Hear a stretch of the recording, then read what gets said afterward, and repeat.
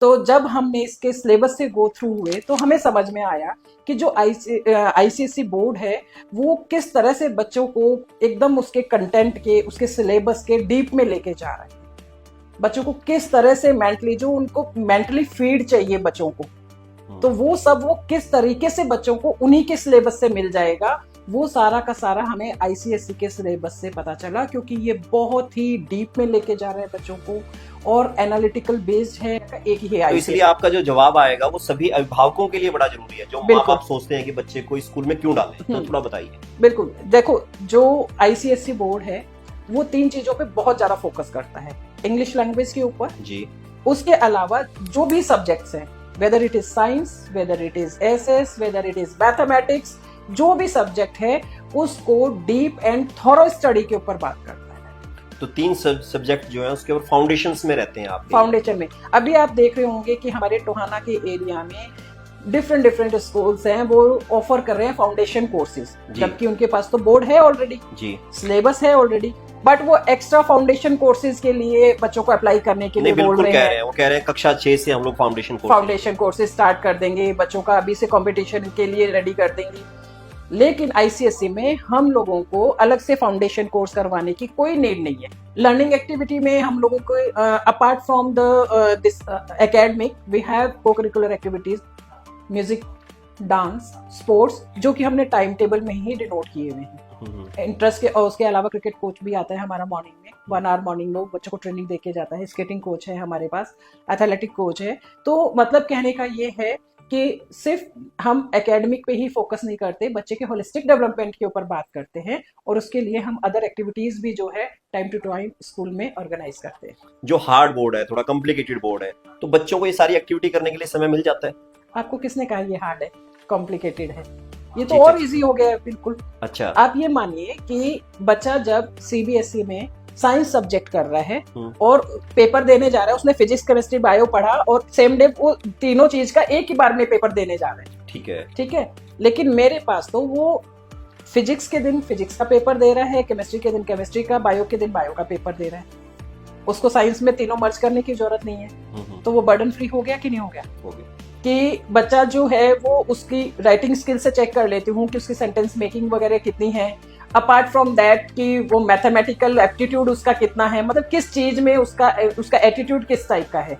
एक बार मुझे जब ये बात समझ में आ जाती है तो मेरे पास एक फ्रेम वर्क आ जाता है कि बच्चे के इस फील्ड के ऊपर हमें ज्यादा फोकस करना है, और मैं खुद भी काउंसलिंग कर लेती हूँ।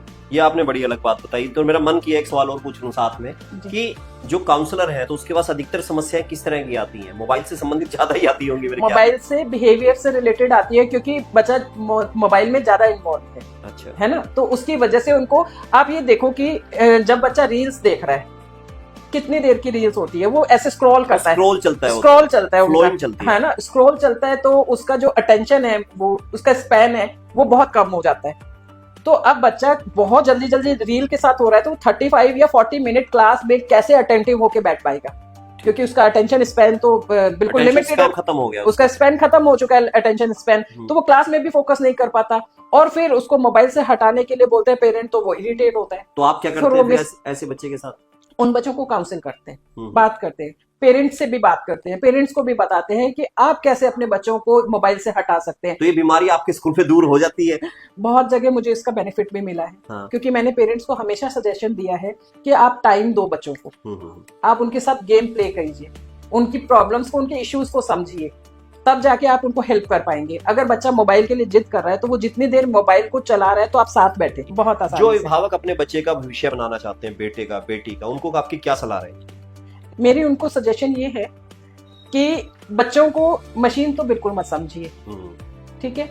उनके मेंटल एबिलिटी और उनके पोटेंशियल के हिसाब से उनको स्पेस दीजिए, और उनके फ्रेंड बन के उनको हेल्प कीजिए उनकी ग्रोथ में। नमस्कार, आज हमारे रिफ्लेक्ट हाउस में जो शख्स आए हैं उनसे मैं आपकी मुलाकात करवाऊंगा, और साथ में ये भी बताऊंगा कि जब हम सोचते हैं कि हरियाणा शिक्षा बोर्ड, उसके अलावा सीबीएसई शिक्षा बोर्ड, इसके अलावा भी एक शिक्षा बोर्ड है जो कि विद्यार्थियों को शिक्षा देने का काम कर रहा है, उसकी शिक्षा किस तरह से इन दोनों बोर्ड से अलग है उसके बारे में बात करेंगे। साथ में ये भी बातचीत करेंगे जो सवाल हम हर किसी से कहते हैं कि बच्चा किस स्कूल में एडमिशन ले और दाखिला दिलवाते वक्त किन बातों का ध्यान रखा जाए। तो मेरे साथ आज है श्री राम ग्लोबल स्कूल से प्रिंसिपल डॉक्टर प्रीति जैन जी। प्रीति जी, आपका स्वागत है। Thank you sir. ये हमारा रिफ्लेक्ट हाउस है, इसमें हम बुला लेते हैं, बातचीत कर लेते हैं। आज आप आए, आपका बहुत बहुत धन्यवाद, बहुत बहुत शुक्रिया। कुछ सवालों के बारे में बातचीत करेंगे, सीधा जुड़ेंगे। तो सबसे पहले तो बताइए कि जो श्री राम ग्लोबल स्कूल है टोहाना, ये किस तरह से दूसरे स्कूलों से अलग है? जो इसका एक बोर्ड माना जाता है कि ICSE, ये क्या बोर्ड है, थोड़ा इसके बारे में बताएं। जी sir, Shri Ram global school को मैं हमेशा इस वजह से प्रमोट करती हूँ, इस वजह से मैं आपको बोलती हूँ कि ये हम सब अलग हैं, दूसरे स्कूल से अलग हैं, क्योंकि ये अभी आपने बताया कि ICSE से एफिलिएटेड है। पूरे एरिया में सिर्फ यही एक स्कूल है जो ICSE से एफिलिएटेड है। ICSE बोर्ड है क्या, जी क्यों मतलब हमने इसको प्रेफरेंस दिया? तो जब हम स्कूल को एफिलिएशन की तरफ गए तो सभी बोर्ड हमारे सामने थे, Haryana board, CBSE board, ICSE board. जी तो जब हमने इसके सिलेबस से गो थ्रू हुए तो हमें समझ में आया कि जो ICSE बोर्ड है वो किस तरह से बच्चों को एकदम उसके कंटेंट के, उसके सिलेबस के डीप में लेके जा रहा है। बच्चों को किस तरह से मेंटली, जो उनको मेंटली फीड चाहिए बच्चों को, तो वो सब वो किस तरीके से बच्चों को उन्हीं के सिलेबस से मिल जाएगा, वो सारा का सारा हमें ICSE के सिलेबस से पता चला। क्योंकि ये बहुत ही डीप में लेके जा रहे हैं बच्चों को, और एनालिटिकल बेस्ड है, क्रिटिकल थिंकिंग डेवलप हो रही है, बच्चों की अंडरस्टैंडिंग लेवल जो है वो डेवलप हो रहा है, सिर्फ क्रैमिंग के ऊपर नहीं रुकना है। तो ये कहा जाता है CBSE भी ऐसा ही है। पहले हरियाणा बोर्ड होता था, शिक्षा बोर्ड, फिर CBSE आया, तो सभी को लगा कि CBSE ज्यादा थोड़ा सा अपर लेवल का है। क्या ये उससे भी अपर लेवल का है? बिल्कुल, ये उससे अपर लेवल का। क्या देखो क्या फर्क, फर्क क्या डिफरेंस कह सकते बताती हूँ हैं? मैं सर, डिफरेंस यहाँ पे बताइए। डिफरेंस मैं बताती जी हूँ। जी। ठीक है, हरियाणा बोर्ड है और जो CBSE बोर्ड में पहले उनमें डिफरेंस था ना, इस चीज को किया जाता था, क्योंकि ICSE कोई आज का तो है नहीं, जी पुराने टाइम से है, क्योंकि हम लोगों के पास इधर नहीं था तो हमें डिफरेंस पता नहीं लगा। जी। ठीक है, आज पर जब मेरे ख्याल में टोहाना में एक ही है। टोहाना में एक ही है, इस टोहाना में। एरिया में जो है वो इस एरिया का एक ही है तो इसलिए ICSE। आपका जो जवाब आएगा वो सभी अभिभावकों के लिए बड़ा जरूरी है, जो माँ बिल्कुल। बाप सोचते हैं कि बच्चे को इस स्कूल में क्यों डालें। तो थोड़ा बताइए। बिल्कुल, देखो जो ICSE बोर्ड है वो 3 चीजों पे बहुत ज्यादा फोकस करता है। इंग्लिश लैंग्वेज के ऊपर, जी उसके अलावा जो भी सब्जेक्ट्स हैं, whether it is science, whether it is SS, whether it is mathematics, जो भी सब्जेक्ट है उसको डीप एंड थॉरो स्टडी के ऊपर बात करता है। तो 3 सब्जेक्ट जो है उसके ऊपर फाउंडेशंस में रहते हैं आपके यहाँ। फाउंडेशन में अभी आप देख रहे होंगे कि हमारे टोहाना के एरिया में डिफरेंट डिफरेंट स्कूल्स हैं, वो ऑफर कर रहे हैं फाउंडेशन कोर्सेज, जी जबकि उनके पास तो बोर्ड है ऑलरेडी, जी। सिलेबस है ऑलरेडी, बट वो एक्स्ट्रा फाउंडेशन कोर्सेज के लिए बच्चों को अप्लाई करने के लिए नहीं, बोल बिल्कुल रहे कह हैं। रहे हैं, वो कह रहे हैं कक्षा 6 से हम लोग फाउंडेशन कोर्स लेंगे। फाउंडेशन कोर्सेज स्टार्ट कर देंगे, बच्चों का अभी से कंपटीशन के लिए रेडी कर देंगे। लेकिन ICSE में हम लोगों को अलग से फाउंडेशन कोर्स करवाने की कोई नीड नहीं है, क्योंकि 6th ऑनवर्ड हमारे पास तो पहले से ही जो CBSE में 11th-12th में जाके फिजिक्स, केमिस्ट्री, बायो सेपरेट होती है, हमारी वो 6th में ही सेपरेट हो जाती है। थोड़ा सा मेरे को संक्षिप्त में ये भी बता दीजिए, आपका स्कूल कितना पुराना है, स्कूल का परिचय भी थोड़ा सा बता दीजिए, एक बार इंट्रोडक्शन स्कूल के बारे में। जी जी, श्री राम ग्लोबल स्कूल जो है 2017 से उसमें आया है, और लास्ट 3 ईयर से हम ICSE रन कर रहे हैं। ठीक है, और ICSE में हम बच्चों को जो बिल्कुल उसका ICSE का पैटर्न है उसके अकॉर्डिंग बच्चों को टीच कर रहे हैं और उसके अकॉर्डिंग ही बच्चों को गाइड कर रहे हैं। जी, आपके स्कूल में जो पढ़ाई का तरीका है, ये तो आपने बता दिया कि ये अलग बोर्ड है, ICSE बोर्ड है, तो क्या कोई परंपरा से हटके अलग तरीके भी अपनाए जाते हैं जो इस बोर्ड के अंदर होते हैं? कुछ बता प्रैक्टिकल पाए? Knowledge, practical knowledge. Practical knowledge की बात की जाती है। आमतौर पे क्या होता है कि बच्चों को क्लास में चैप्टर रीड करवाया, क्वेश्चन आंसर करवाए और उसको क्रैम करवा दिया। ठीक है, ICSE में बच्चे को अंडरस्टैंडिंग करनी पड़ेगी जी उनको थॉरो स्टडी करना पड़ेगा, उनको चैप्टर को थॉरो अंडरस्टैंड करना पड़ेगा, क्योंकि यहाँ पे जो क्वेश्चंस होते हैं वो क्रिटिकल बेस्ड होते हैं, कॉम्पिटेंसी स्किल डेवलप करने के लिए होते हैं, स्ट्रक्चर बेस्ड होते हैं, एनालिटिकल बेस्ड होते हैं। तो अगर बच्चा सिर्फ क्रैम करेगा तो वो उसको आंसर नहीं कर पाएगा, उनको तो चैप्टर स्टडी करना पड़ेगा। आपके यहाँ कोई स्मार्ट क्लासरूम्स है? सभी क्लासेस में हमारे स्मार्ट बोर्ड्स है। एक्टिव जो एक्टिविटी रहती है वो कैसी रहती है? लर्निंग एक्टिविटी क्या क्या रहती हैं? लर्निंग एक्टिविटी में हम लोगों को apart from the this academic we have cocurricular activities, music dance, sports, जो कि हमने टाइम टेबल में ही डिनोट किए हुए हैं। इंटरेस्ट के, और उसके अलावा क्रिकेट कोच भी आता है हमारा मॉर्निंग में, 1 आवर मॉर्निंग में वो बच्चों को ट्रेनिंग दे के जाता है। स्केटिंग कोच है हमारे पास, एथलेटिक कोच है। तो मतलब कहने का ये है कि सिर्फ हम एकेडमिक पे ही फोकस नहीं करते, बच्चे के होलिस्टिक डेवलपमेंट के ऊपर बात करते हैं, और उसके लिए हम अदर एक्टिविटीज भी जो है टाइम टू टाइम स्कूल में ऑर्गेनाइज करते हैं। तो आप ये जितना आप बता रहे हैं मुझे, और इतनी पढ़ाई भी बताई जाती है आईसीएसई बोर्ड दूसरों से, जो हार्ड बोर्ड है, थोड़ा कॉम्प्लिकेटेड बोर्ड है, तो बच्चों को ये सारी एक्टिविटी करने के लिए समय मिल जाता है? आपको किसने कहा ये हार्ड है, कॉम्प्लिकेटेड है? ये तो जी जी और जी। इजी हो गया है बिल्कुल। अच्छा। आप ये मानिए कि बच्चा जब सीबीएसई में साइंस सब्जेक्ट कर रहा है हम्म। और पेपर देने जा रहा है, उसने फिजिक्स केमिस्ट्री बायो पढ़ा और सेम डे वो तीनों चीज का एक ही बार में पेपर देने जा रहे हैं। ठीक है। ठीक है, लेकिन मेरे पास तो वो फिजिक्स के दिन फिजिक्स का पेपर दे रहा है, केमिस्ट्री के दिन केमिस्ट्री का, बायो के दिन बायो का पेपर दे रहा है। उसको साइंस में तीनों मर्ज करने की जरूरत नहीं है। हम्म। तो वो बर्डन फ्री हो गया कि नहीं हो गया? हो गया। तो ये कक्षा, किस कक्षा से आप ये साइंस पढ़ाना शुरू कर देते हैं बच्चे को? 6th से। 6 से? 6 से, ये क्योंकि आईसीएसई का पैटर्न ही ये है। 3rd ऑनवर्ड बच्चों का साइंस और एसएस हो जाता है, ईवीएस नहीं है। और 6th ऑनवर्ड साइंस में फिजिक्स केमिस्ट्री बायो हो जाता है, और हिस्ट्री सिविक्स ज्योग्राफी हो जाता है, और इंग्लिश लिटरेचर एंड ग्रामर हो जाता है, और इनके सबके पेपर सेपरेट होते हैं। तो जैसे कि कोई बच्चा कहीं और पढ़ा है, अभी अभी कहीं जो दर्शक हैं वो देख रहे होंगे, उनका बच्चा किसी और स्कूल में पढ़ रहा होगा, हम्म। और वो चाहते हैं कि आपके स्कूल में आ जाए, तो कहीं हम्म। उनके मन में एक संशय रहता है कि क्या वो बच्चा आपके स्कूल में चल पाएगा? जैसे आप बता रहे हैं कि आप तो साइंस पढ़ाना शुरू कर देते हैं, हम्म। दूसरों में शायद ये ऐसी नहीं होती, हम्म। तो उनके लिए क्या जवाब है आपका?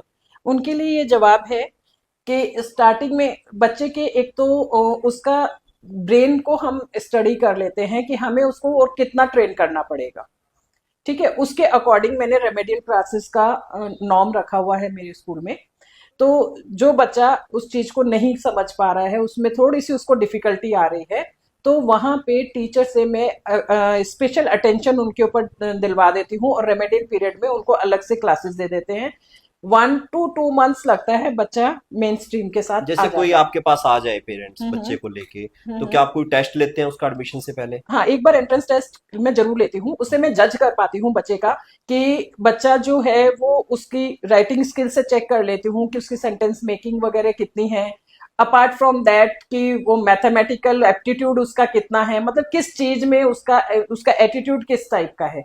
एक बार मुझे जब ये बात समझ में आ जाती है, तो मेरे पास एक फ्रेम वर्क आ जाता है कि बच्चे के इस फील्ड के ऊपर हमें ज्यादा फोकस करना है। अच्छा, एक चीज और मानी जाती है कि बच्चे की पढ़ाई तो होती ही होती है, उसके साथ में जो स्कूल है वो उसके अभिभावक को बड़ा कहते हैं कि आपको पढ़ाना पड़ेगा, आपको ये करना पड़ेगा, तो माँ बाप को लगता है कि हम पढ़ाई कर रहे हैं, बच्चा तो कर ही नहीं रहा। ऐसा आपके नहीं, यहाँ भी होता है क्या? नहीं, इस तरह से नहीं है। मेरी 3 चीजें होती है जो मैं बच्चे से भी बात करती हूँ एडमिशन जब लेते हैं, या मेरे पास जो बच्चे कॉन्टिन्यूस हैं उनसे भी, हम्म। और पेरेंट्स से भी बात करती हूँ। तो उसमें मैं उन लोगों को ये बोलती हूँ कि सबसे पहले आपको क्लास में फोकस करना है, जो टीचर बोल रहा है उसके ऊपर ध्यान से सुनो, be attentive in the classroom.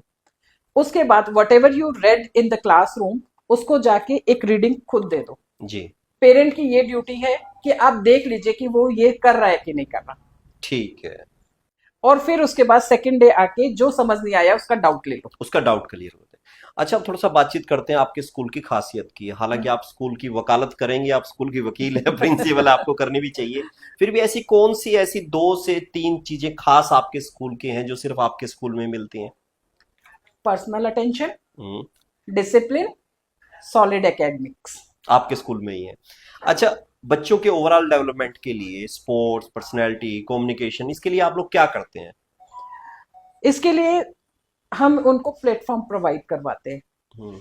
Sports के लिए भी एक्टिविटीज हैं, ग्राउंड की कोई कमी नहीं है हमारे पास। हम्म। और उसके अलावा बच्चों को टाइम टू टाइम इस तरीके से, अभी भी आपने शायद अगर अटेंड किया होगा, हमने अभी जी, रिसेंटली अटेंड किया प्रोग्राम। उद्घोष जी जी। 4.0 हमने अभी एनुअल फंक्शन किया था, आपने मेरे बच्चों का कॉन्फिडेंस देखा नहीं, होगा। बिल्कुल। तो जैसे स्कूलों में, और स्कूलों में एक शिकायत रहती है कि वो बच्चा एक्टिव कर दिया गया क्योंकि वो फला मैनेजमेंट का बच्चा था, या वो प्रिंसिपल मैडम का था, या वो फला साइंस वाली टीचर का था। तो आपके यहाँ भी होते हैं कि सब बच्चों की पार्टिसिपेट करवाते हैं, तो कुछ कुछ कुछ की हो जाती है ऐसा शिकायत? कुछ नहीं है।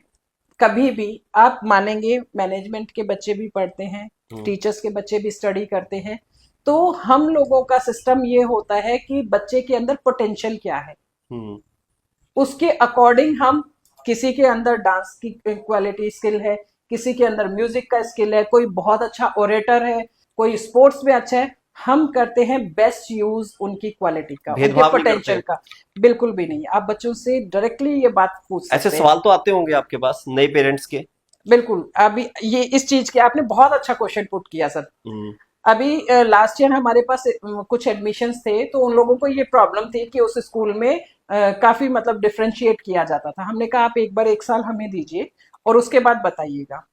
तो अभी जब हमने लास्ट स्कॉलरशिप टेस्ट लिया था, तो उसमें एक बच्ची ने स्कोर किया, वो क्लास में बहुत अच्छा नहीं करती थी, बट उसने स्कॉलरशिप में अच्छा कर दिया। तो उनके मन में डाउट गया कि कहीं ना कहीं ये फेवरेटिज्म हुआ है। हाँ ठीक है। लेकिन जब एनुअल रिजल्ट आया, तो वो बच्ची किसी स्कोर में नहीं थी अच्छा। और उनकी बच्ची ने टॉप किया। उनकी बच्ची ने टॉप किया। तो वो खुद से मुझे ये बात मेरे ऑफिस में बैठ के बोल के गए कि नहीं मैम, फेवरेटिज्म नहीं है स्कूल नहीं, में, आज हमें पता लग गया। वो बाय चांस हो गया, मगर ऐसा नहीं। अच्छा, एक डिसिप्लिन की आपने बात की, अनुशासन की, एक हम बात करते हैं वैल्यू एजुकेशन, नैतिकता। और आजकल सभी पेरेंट्स ये चाहते हैं, सभी अभिभावक ये चाहते हैं कि उनके बच्चों में गुण होने चाहिए, ये क्वालिटी होनी चाहिए। बिल्कुल। तो क्या इसके लिए भी आप लोग कुछ काम करते हैं? इसके लिए स्पेशली काम ये रहता है कि मैं खुद उनके लिए एज अ काउंसलर रेडी रहती हूँ। अच्छा, आप तैयार रहते हैं। मैं रेडी रहती हूँ। उसका सिस्टम ये होता है कि मेरे जो ऑफिस के डोर हैं वो हर एक बच्चे के लिए ओपन है।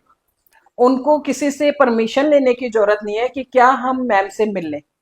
अच्छा, मिल सकते हैं आपसे वो कभी भी? डायरेक्टली मेरा डोर ओपन करते हैं, मेरे से परमिशन लेते हैं और एंटर करते हैं और अपनी बात मुझसे शेयर करते हैं। Very good.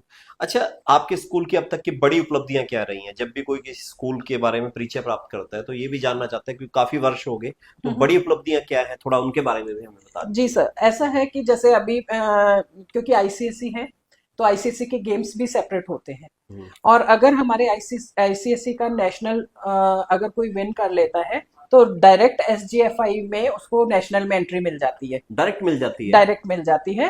तो बिफोर लास्ट ईयर हमारा एक बच्चा, उसने नेशनल में इसके आईसीएसई के नेशनल में सिल्वर मेडल लिया था, उसको एसजीएफआई में आर्चरी में डायरेक्ट एंट्री मिल गई थी। अच्छा। इस तरीके से। और उसके अलावा हमारे बच्चे नीट भी क्वालिफाई कर पाए हैं, जो मेंस एंड एडवांस है वो भी क्वालिफाई कर पाए हैं और अच्छी पोजीशंस पे हैं, स्पोर्ट्स पर्सन भी अच्छे हैं। तो और बहुत education sport education and sports दोनों ही चीजें हमारी तरफ से है। खेलों में और शिक्षा में दोनों में ही है। तो आपका ट्रैक रिकॉर्ड क्या रहता है बोर्ड का? ये आपका तो कोई कंपटीशन ही नहीं है, आपका अकेला स्कूल है। जी बिल्कुल, कंपटीशन की बात नहीं है। हाँ देखो, जी। मैं इस चीज को बहुत मैटर करती हूँ आज के टाइम पे। ये एक मैं ज्वलंत मुद्दा मानती हूँ कि हमने बच्चों को सिर्फ और सिर्फ परसेंटेज के नाम पे बांध के रख दिया है। क्या हमने कभी सोचा है कि उनको नॉलेज कितनी आई है? हम्म, तो मेरा जो मेन फोकस रहता है कि बच्चों को बेसिक नॉलेज जरूर होनी चाहिए। परसेंटेज कई बार ऊपर नीचे हो जाता है, लेकिन सक्सेसफुल वो होगा जिसके पास नॉलेज। जो गवर्नमेंट एम्प्लॉय है उनके लिए बड़ा सवाल रहता है ये, कि दूसरी जगह जाएंगे तो कहाँ एडमिशन लेंगे, फिर इस बोर्ड का तो स्कूल होगा नहीं वहाँ। हाँ, ये चीज का तो देखो थोड़ा सा इशू है कि हर जगह तो नहीं है हमारे इस बोर्ड के स्कूल।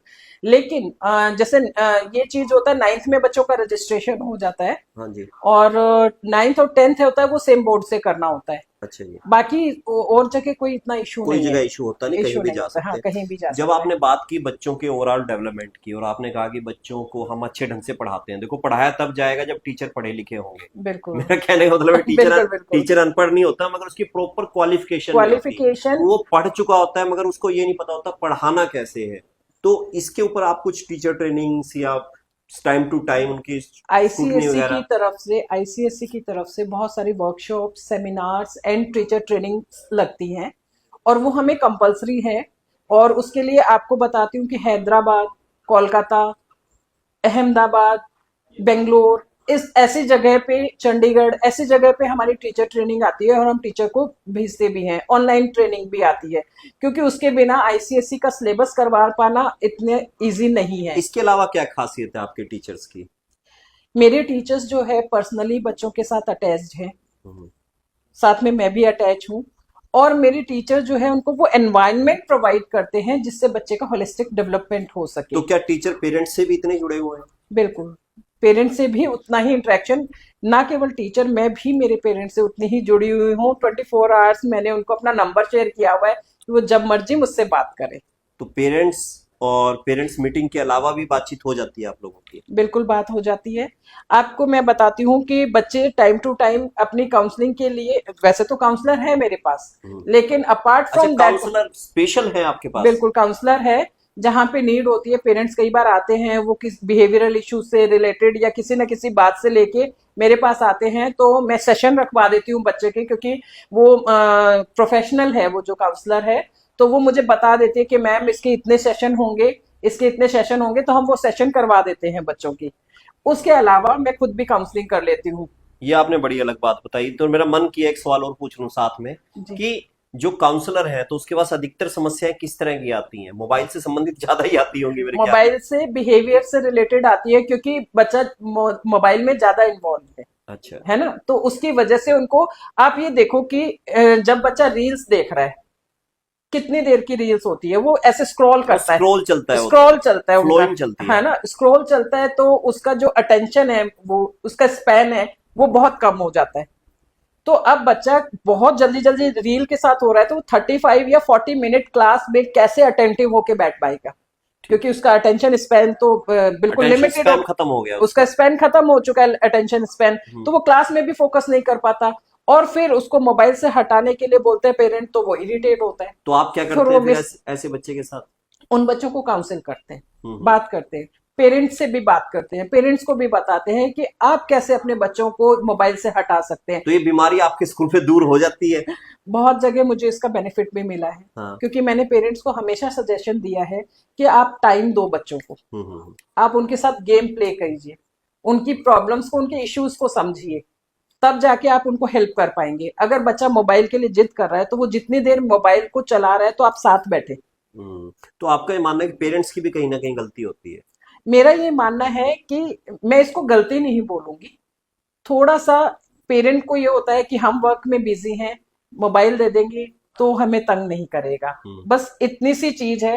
वो इस चीज को समझ के अगर वो ये जान ले कि इन बच्चों को हमारे भी टाइम की नीड है, तो ये सारी प्रॉब्लम सॉर्ट आउट हो जाएगी। अच्छा, पेरेंट्स की बात हम कर रहे थे, बच्चों की। जो पेरेंट्स हैं वो अधिकतर अपने बच्चों को लेकर, अभिभावक अपने बच्चों को लेकर ज्यादा चिंतित ये रहते हैं कि उनके बच्चों की सेफ्टी रहे और उनकी जो है सिक्योरिटी रहे, दोनों ही चीजें रहे। बिल्कुल। तो उनको लगता है किसी किसी स्कूल में घटनाएं होती हैं, हम्म। तो उनके लिए आप लोगों के पास क्या प्रोग्राम रहता है, कैसे ध्यान रख पाते हैं उन सब चीजों जैसे का? मैंने अभी आपको बताया कि मेरे पास काउंसलर है, काउंसलर आपके पास है? मेरे पास काउंसलर है, तो मैं सेमिनार करवा देती हूँ बच्चों का, जिसमें गर्ल्स का भी सेमिनार करवाती हूँ, हेल्थ एंड हाइजीन का। जी। आज के टाइम पे बहुत सारे हॉट वो होते हैं, जी। छोटे छोटे बच्चों को डिप्रेशन होने लग जाता है, तो उससे रिलेटेड उनको किस तरह से गाइड करना है, किस तरह से निकालना है, वो मेरी काउंसलर और मैं खुद, हम ये दोनों ये काम करते हैं।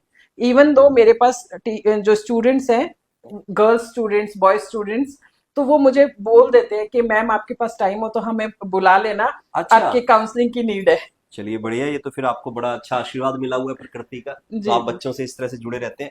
अब बात ये आती है आपके एडमिशन प्रोसेस की, उसमें आपने सब बता दिया। हमें जानना चाहते हैं कि दर्शक भी, कि आपका एडमिशन प्रोसेस क्या रहता है, कि कब आपके यहाँ एडमिशन होते हैं, किस किस क्लास के कब तक एडमिशन खुले रहते हैं, थोड़ा उसके बारे में बताएं। जी, थोड़ा सा हमारा सिस्टम चेंज है यहाँ पे, क्योंकि आईसीएसई का जो सेशन होता है वो 15 मार्च, मिड मार्च से मतलब स्टार्ट हो जाता है। जी जी। ठीक है, तो और अब बाकी के इधर जो है वो सीबीएसई के स्कूल है, तो मतलब अप्रैल के एंड तक हम एडमिशन लेते हैं, उसके बाद हमें क्लोज कर देते हैं। क्लोज करना पड़ता है, क्योंकि हमारे मई के एंड में फर्स्ट टर्म हो जाता है, मतलब हमारे जो सिस्टम है वो 3 टर्म्स में डिवाइड है। ठीक है। तो टर्म 1 जो है हमें मई में लेना पड़ता है। मई में लेना पड़ता है, तो अभी जैसे एडमिशन लेना चाहें तो आपके यहाँ आ सकते हैं? हाँ जी बिल्कुल, अभी हमारे पास एडमिशन हो रहे हैं, क्योंकि मैंने उसको सिलेबस को इस तरह से डिवाइड किया है कि अभी अगर पेरेंट आके हमारे पास एडमिशन ले रहा है, तो वो सिलेबस जो है मैं मतलब अगर कोई लेट भी हो जा रहा है तो मेरे टीचर्स उन बच्चों को करवा देंगे।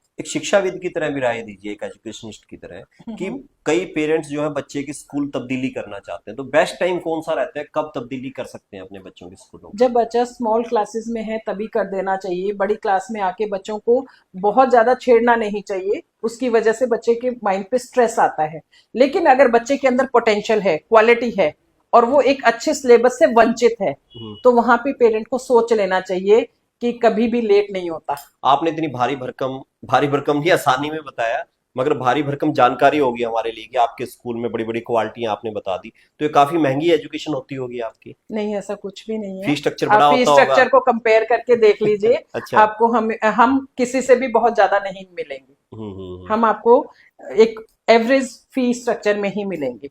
एक आम व्यक्ति सोच सकता है आपके यहाँ बहुत बच्चों को आसानी से, एडमिशन दिलवाने की, उसका बहुत भविष्य बनाने की। बहुत जो आसानी से। अभिभावक अपने बच्चे का भविष्य बनाना चाहते हैं, बेटे का, बेटी का, उनको आपकी क्या सलाह रहेगी? मेरी उनको सजेशन ये है कि बच्चों को मशीन तो बिल्कुल मत समझिए, हम्म। ठीक है। उनके मेंटल एबिलिटी और उनके पोटेंशियल के हिसाब से उनको स्पेस दीजिए और उनके फ्रेंड बन के उनको हेल्प कीजिए उनके ग्रोथ में।